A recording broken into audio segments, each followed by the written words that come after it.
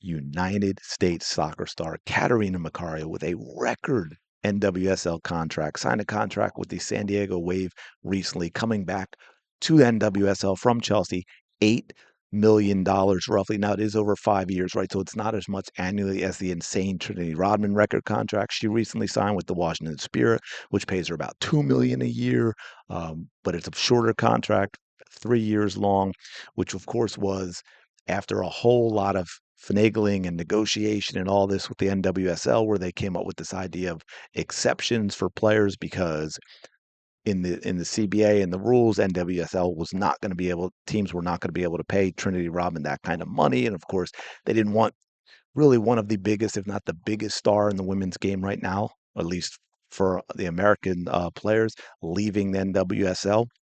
This is great for the players. I think this is fantastic. I think now, look, in the back of my mind, I worry about, can the NWSL sustain this type of contract? How many are we going to start getting? Is it going to make things implode? But at the flip side of that is, I think being able to do it if they can is crucial for the NWSL to compete, because now that finally we're starting to see sustained growth and investment in the women's game around the world, you've got all these other places that players can go play for really decent money, because unlike here, you've got these hugely successful men's clubs that now have women's team. Like I just mentioned, Macario came back from Chelsea, right? So it's a little different in soccer than we're used to in a lot of American sports, where these teams have a hard salary cap and all that. Now we have that in NWSL, we have that in MLS.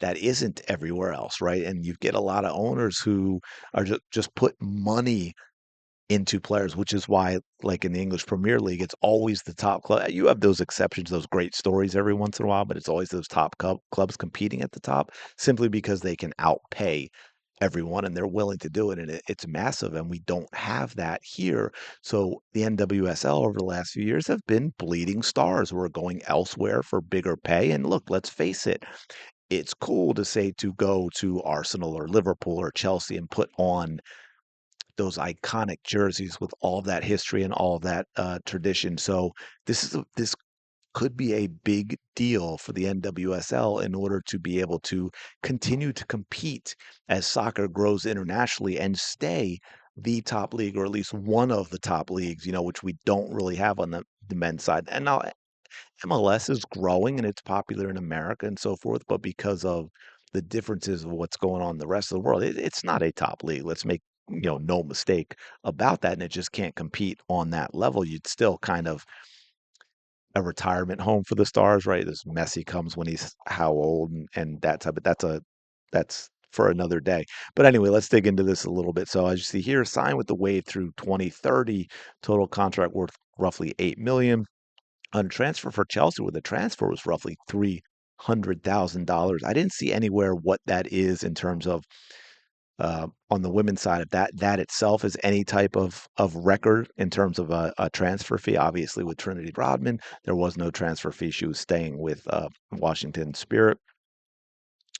So the Wave, this is what I was alluding to. I didn't dig into the details. I did another video on this, but Trinity Rodman with the right, that it was because of her that we now have this new high impact player rule, which was ratified by the NWSL's Board of Governors in December, which is how Washington was able to keep Trinity Rodman, or she would probably not be an NWSL player.